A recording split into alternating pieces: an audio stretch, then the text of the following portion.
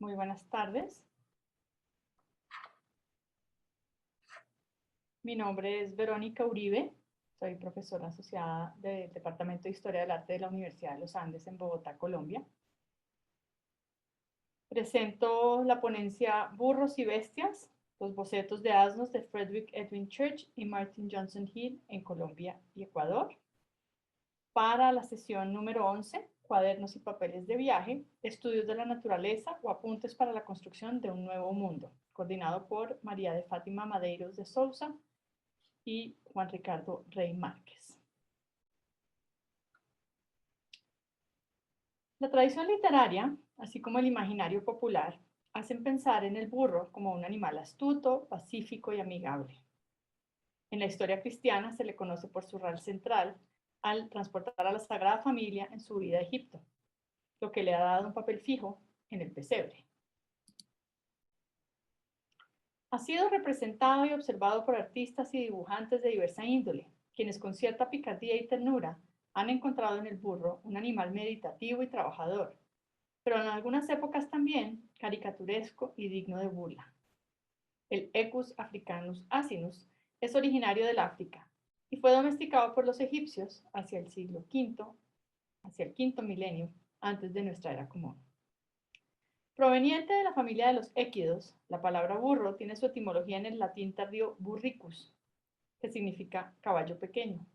Su excelente memoria lo ha dado a conocer como un gran guía de camino, y su resistencia, agilidad y fuerza como un muy buen animal de carga y de transporte. Si bien no necesariamente ha sido protagonista de grandes épicas en la historia del arte, a finales del siglo XVIII y durante el siglo XIX, fue retratado de manera satírica en Los Caprichos de Francisco de Goya y también en su reposo por diferentes pinceles y lápices, como los de los ingleses John Constable, la reina Victoria y John Frederick Lewis, entre muchos otros. El burro de Castilla fue traído a México cerca del año 1530 por los conquistadores españoles que conocían la capacidad de trabajo del animal. De allí fue enviado poco a poco a otras tierras, encontrando que su adaptación como herbívoro capaz de vivir con poca agua y en ambientes muy calurosos fue idóneo para la zona del Caribe y las tierras más bajas del trópico andino. Su aptitud para el trabajo de carga en ambientes agrestes y empinados o en desiertos secos e inhóspitos lo llevó a ser pieza clave de la movilidad en países como Colombia, Venezuela, Ecuador o Perú. Su aparente indiferencia o desinterés hacia sus alrededores le permiten no asustarse fácilmente, y su tamaño y fuerza le dan ventaja sobre el caballo a la hora de transitar rutas escarpadas y peligrosas por medio de las cuales se construyeron los principales caminos, tanto en la colonia como en las nacientes repúblicas.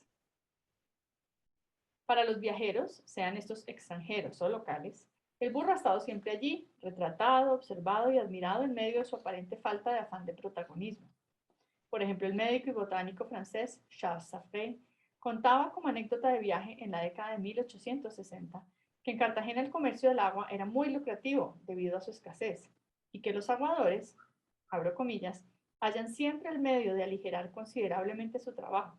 Todos tienen una mula o un asno, llenan de agua 4 troncos de bambú de unos 3 pies de largo, los enlazan de 2 en 2 por medio de una correa, montan en la grupa del cuadrúpedo y van paseando perezosamente su mercancía. Cuando han ganado una peseta, creen haber hecho lo suficiente. Gastan un real en ron y lo demás para su alimento. En cuanto al burro o la mula, debe ir a buscar el suyo donde pueda, en las calles o en el mercado, contribuyendo hacia la limpieza de la ciudad.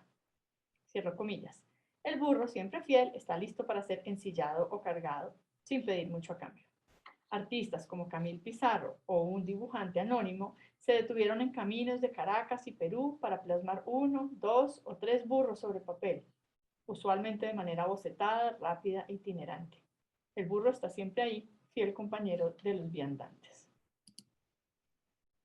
Como parte del registro visual de sus viajes o como posibles ilustraciones para sus memorias o grabados que acompañaban la literatura de viajes, principalmente los extranjeros europeos capturaron curiosidades de la vida del trópico. Con la descripción y lámina del Paso del Quindío, que el barón Alexander von Humboldt publicó en sus vistas de las cordilleras, se supo que atravesar estas tierras era una ardua hazaña, digna de narrar a modo de aventura, pero que los paisajes que se podían apreciar en estos cruces eran también importantes de mención y riesgo. A partir de los procesos de independencia de las jóvenes repúblicas de Colombia y Ecuador, aumentó el número de viajeros, diplomáticos, comerciantes y científicos que querían ver con sus propios ojos las tierras equinocciales, como es el ejemplo del francés Roulin, quien se interesó por la variedad de animales utilizados para el tránsito humano y los acarreos, entre ellos los caballos, las mulas y los burros. De ahí que, en diarios, cartas, dibujos y acuarelas, quedaron consignados los modos de transporte terrestre y fluvial a los que se exponían los turistas y que evidenciaban el lujo del comercio. Los burros, los caballos, las mulas o simplemente todos estos, agrupados bajo la denominación de bestias, hacen parte esencial de la forma como visualmente se construyó la identidad de países como Colombia y Ecuador a lo largo del siglo XIX, al menos con el mundo animal. Para ver los paisajes hay que montar en burro o hay que confiarles a ellos las pertenencias de la travesía. En el caso de los artistas locales, podemos encontrar en la moda costumbrista que cumplió un rol similar ante los consumidores europeos, que por ejemplo, el artista colombiano Ramón Torres Méndez aprovechó la imagen del asno para componer imágenes con simpatía y humor las funciones del día a día de estos fieles animales.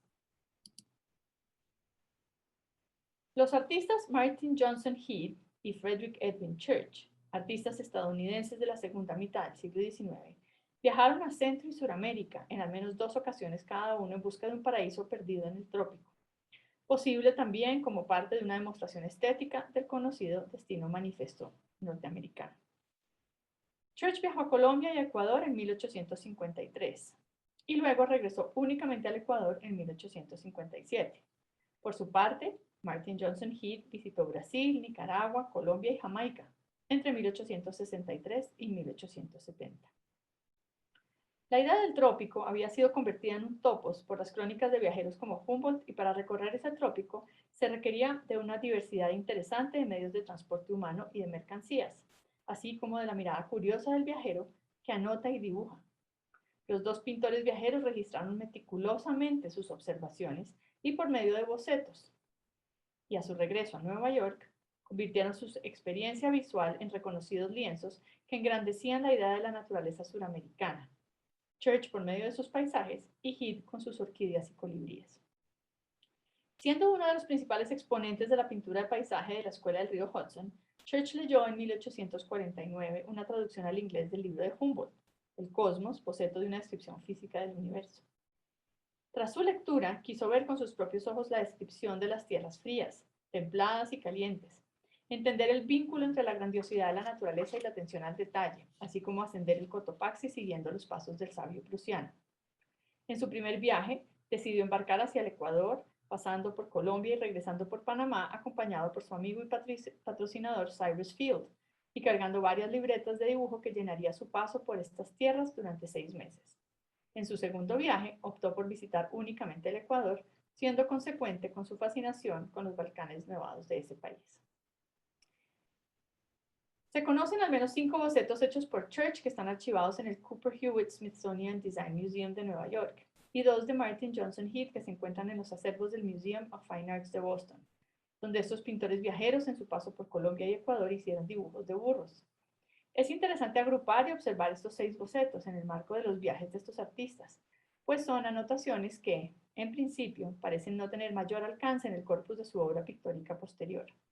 Sin embargo, ejemplifican la mirada que tenían estos artistas sobre el trópico por medio de la representación de este milenario animal, y su rol como medio de trabajo, carga y transporte, que como ya hemos dicho, no era ajeno a la literatura, a la caricatura y en general al imaginario popular de un trópico usualmente generalizado como perezoso y acalorado. El 28 de abril de 1853, Church llegó a Sabanilla, y al día siguiente, en una carta fechada del 29 a su hermana Elizabeth, escribió que vi un burro pequeño cargando un peso enorme, con un niñito no mayor de 10 años que llevaba a la cintura un tremendo cuchillo, de por lo menos 90 centímetros, en una funda de cuero. Al tener que esperar varios días en Barranquilla la llegada de un vapor para bajar por el Magdalena, también narró por medio de correspondencia a su madre lo siguiente. Vimos mucha gente, hombres, mujeres, niños, montando en pequeños burros completamente sepultados bajo los canastos y bultos. A veces, cuando se ve llegar trotando a uno de esos burritos, lo único visible son sus orejas y sus patas, pues llevan dos enormes costales de naranjas, uno a cada lado, y una señora corpulenta trepada encima de manera inexplicable. Estoy verdaderamente asombrado del peso que estos pequeños animales pueden soportar. Después de 3 días, el 2 de mayo, en Barranquilla, en un español precario, Church escribió en su diario, y aquí lo transcribo para poderlo leer correctamente.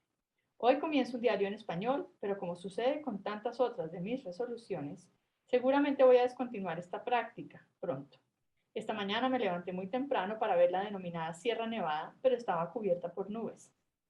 Hice un boceto de un grupo de portadores de agua que la cargaban en burros. Cierro comillas. Siendo una de estas de las primeras observaciones que hace el pintor en la Nueva Granada, es interesante apuntar que no es la única, ya que, como a varios viajeros a lo largo del XIX, las bestias llamaron su curiosa atención.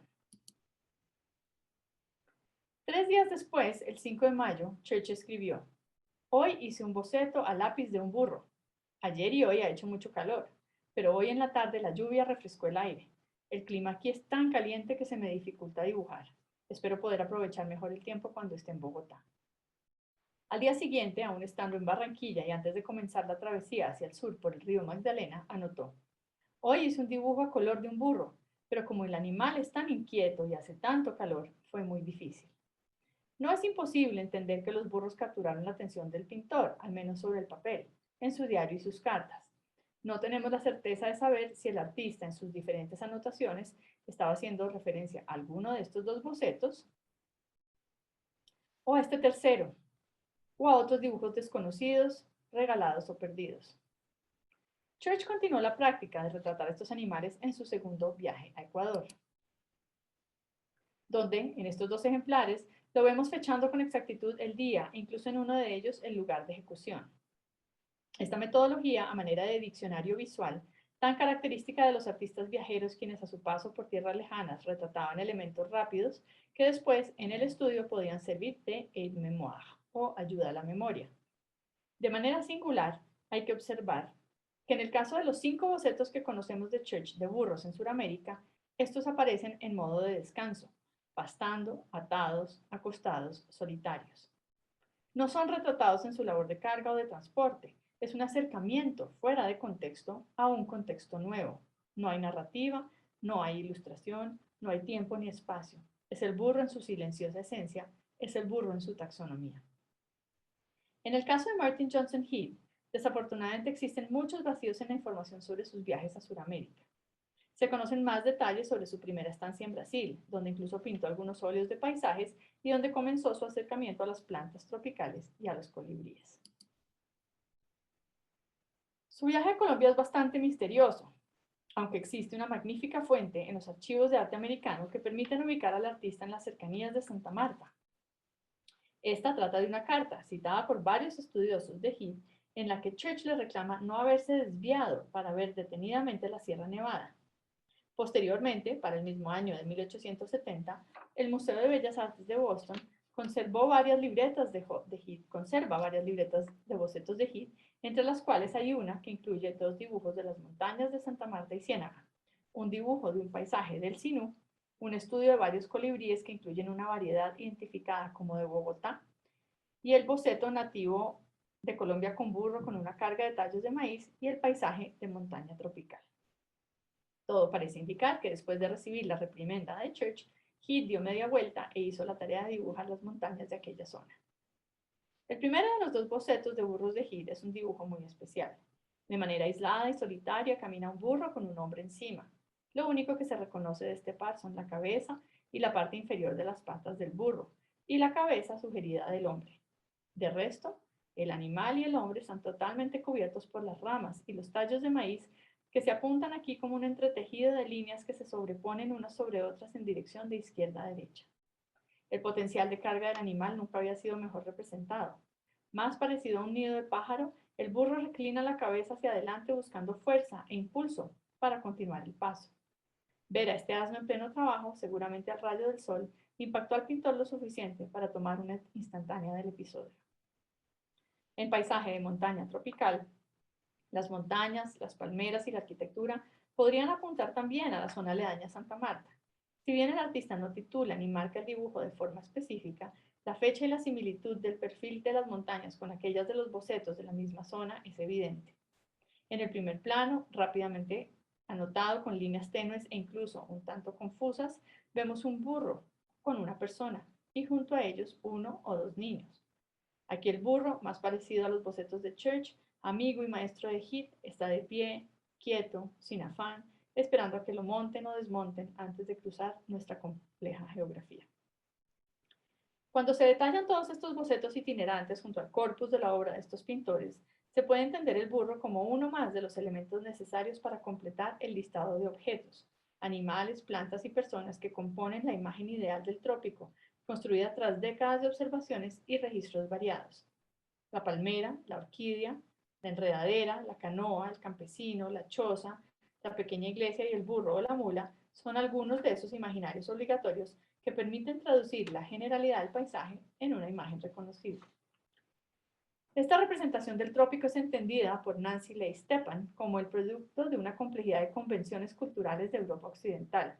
En el caso de la representación del burro, este no aparece como una pieza más de un diccionario exótico por su rareza, sino precisamente por su relación con un paisaje lento, caluroso, estático y posiblemente pasivo.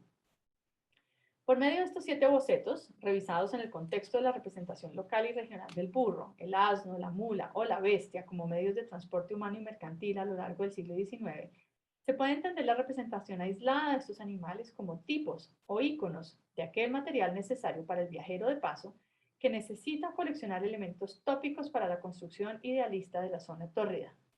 En el amplio espectro del estudio de estos dos norteamericanos, son conocidos los paisajes idealizados, los volcanes, las ciénagas y las montañas de Church, así como las plantas y los pájaros de Martin Johnson Heath. Al comparar los bocetos con los óleos, los burros en las grandes pinturas parecen elementos que componen una lista de requisitos tropicales, ya que estos suelen ser menores en las obras, acompañan a los caminantes o llevan la carga a cuestas y nunca son protagonistas. Pero en los 7 bocetos en cuestión, el burro alcanza una caracterización individual, a veces caricaturesca, en otros casos compasiva y tierna. En varios de los ejemplares, el burro no protagoniza escenas de trabajo o viaje, sino que se encuentra como suspendido en el espacio y en el tiempo bajo un calor latente. No hay narrativa, no hay propósito ni razón explícita para esos registros. Los dibujos responden a un encuentro casual con el curioso animal, tan cargado de simbología a través de los tiempos y a la necesidad y urgencia del acto de abocetar del artista itinerante, mientras que en los óleos juegan un papel de índice. En su heterogeneidad de representaciones, materiales, formatos y tamaños, la mirada hacia el burro en estos casos de estudio puede ser utilizada para comprender la idea del lugar tropical por medio del animal y de su relación con el hombre y con el mundo que lo envuelve. Tanto en Cotopaxi como en paisaje suramericano y en Pichincha, Church asegura la aparición de la bestia, pero no en el estado de soledad en la que lo hace en el boceto. El asno, la palmera, la enredadera, la inmensidad de las montañas o el sol son elementos que el artista asegura en su composición idealizada. Su tamaño adquiere una dimensión diferente en el óleo. Incluso cumple la función de prestar el servicio de proporción. En su pequeñez da valor y sentido a la grandeza, pero asegura la presencia del ser humano en representación idónea de las ideas humboldtianas. En Atardecer, escena en Brasil de Martin Johnson Heath, sucede algo similar. Siendo mayor que su maestro, el pupilo de Church reconoce los elementos y variables con los que se crea la imagen del trópico, los compone, los organiza y permite una mirada romántica y luminista de aquel Brasil encantado. En Escena Suramericana con Cabaña, encontramos un caso diferente. El asno o la mula, no del todo fácil de identificar, pastea solitario junto al pantano en un paraje que parece inamovible. La cabaña demuestra la existencia humana, y el animal parece ser un eslabón entre naturaleza y cultura. Se ubica solitario en medio de la composición, dándole valor pictórico a un plano medio, que se encuentra entre el árbol que enmarca, las palmeras que organizan o las montañas que dominan el paisaje. Varios años después de su aventura suramericana, Frederick Edwin Church se embarcó hacia Palestina y Jordania y Grecia en una peregrinación con su familia. Al parecer le fue inevitable pasar desapercibido ante el burro. Con la total libertad del apunte, 2 burros ocupan un pequeño espacio de la hoja de papel acompañando a un hombre sentado que fuma. O una mujer árabe monta un burro fuera de contexto también, sin nada de paisaje. En esta ocasión, el diccionario necesario, ya no para el trópico suramericano, sino para la construcción orientalista, se ve acompañado de aquella aparente y generalizada tranquilidad y pasividad. El hombre fuma y el burro espera. La mujer camina. Como suspendido en el tiempo, idealizado aquel mundo otro, el burro ocupa un lugar emblemático en el registro instantáneo de la cotidianidad del sur y de oriente. Los dos artistas estadounidenses percibieron aquel elemento pasivo que, habiendo permeado completamente una cultura, encarnaba la necesidad decimonónica del asombro detenido y alejado del mundo industrializado y su agobio moderno. Para terminar, es imposible no compartir una imagen del biblioburro, proyecto de biblioteca itinerante creado por el profesor Luis Soriano a finales de los años 90 en el municipio de La Gloria, al interior del Caribe colombiano. El maestro de escuela primaria quiso suplir con este servicio la enorme carencia que tenían los niños de la zona en su acceso a la lectura. Conociendo el poder que la lectura tendría en los niños, cargó a los burros Alfa y Beto con libros y los transportó a manera de préstamo bibliotecario a las aldeas más remotas. El burro del trópico, en su infinita paciencia y fuerza, es entonces también símbolo de sabiduría, conocimiento, creatividad y recursividad. Muchas gracias.